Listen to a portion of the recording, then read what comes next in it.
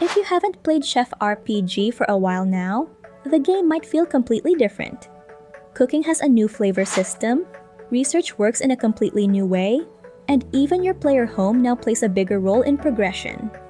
And there's one new research feature that can unlock recipes much faster in the early game, but the game doesn't really explain it.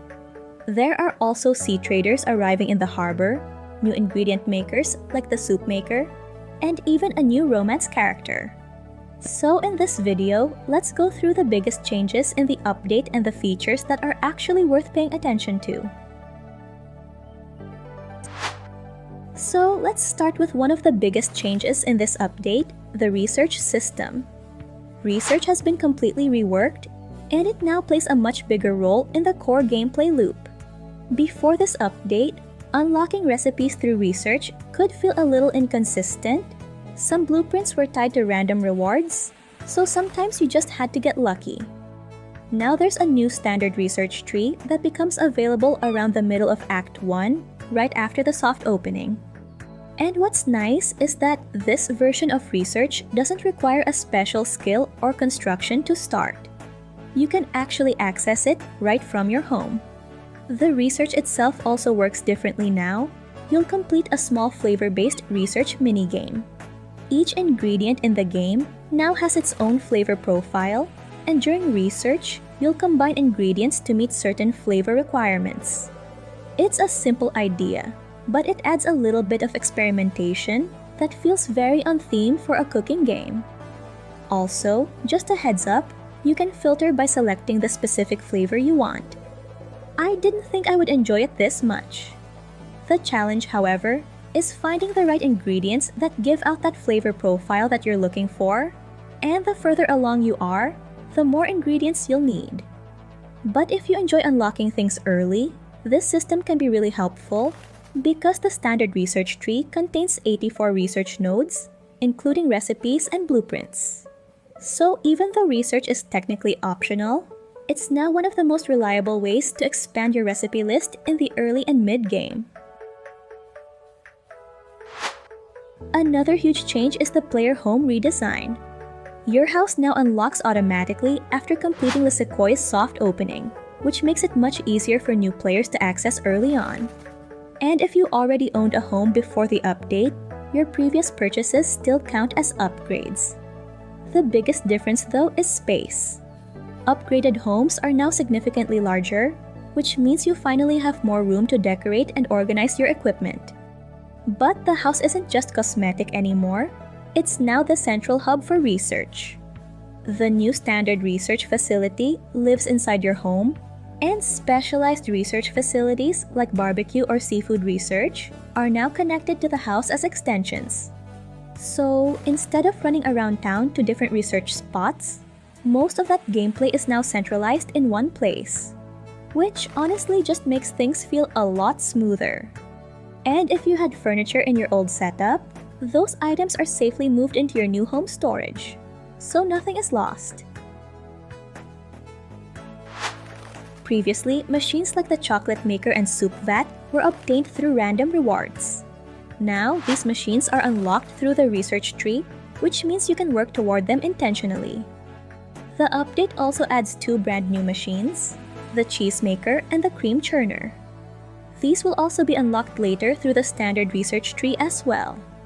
Honestly, if you've reached that far, it's probably easier to buy both cheese and cream, but it's still an option to get a larger quantity. Both of these machines use a new item called milk, which is a consumable resource that you can buy from shops or vending machines around town.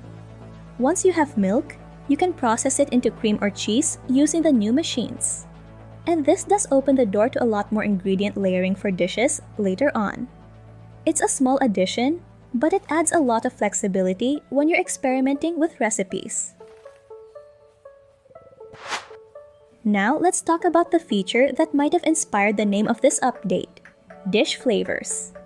Dishes now have two new qualities attached to them, flavors and temperature.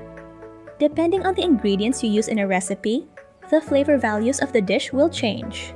Right now, these values are mainly used in certain quests. But the developers mentioned that this system will expand in future updates. So it's very likely that flavors will eventually play a bigger role in cooking strategies. For now, it's a really nice step toward making cooking feel a bit more nuanced and experimental. Another fun addition is something you'll start seeing at White Ash Harbor. Trading vessels now arrive in town throughout the week and are available right away.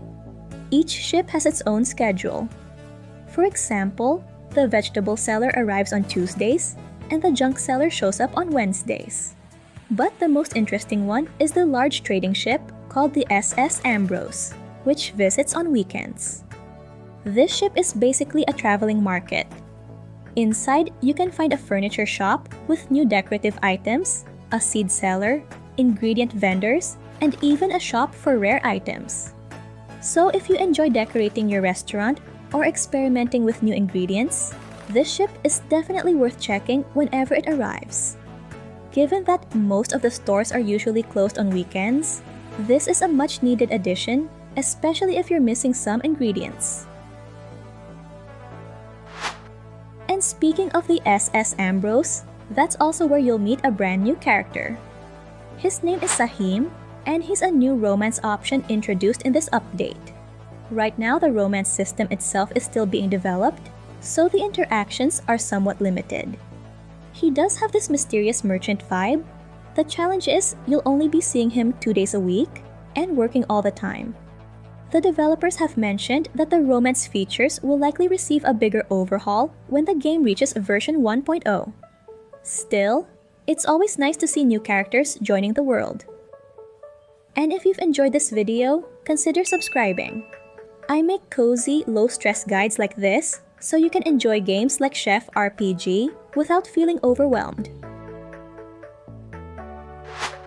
Another really nice addition in this update is new character quests. Several of the town's characters now have the first part of their personal story quests, which gives you more chances to interact with them and learn a little more about their lives in White Ash Harbor. These new quests are available for characters like Hazel, Alois, Uriel, Amy, April, Nassim, and Mei Lu.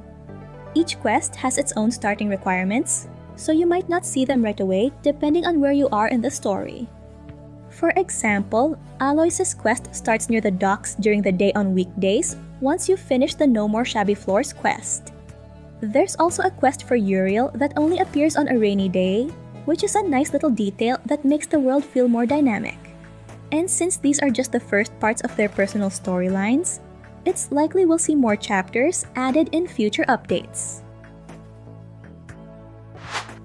And alongside those story additions, the update also includes a few smaller quality-of-life improvements that make everyday gameplay a little smoother.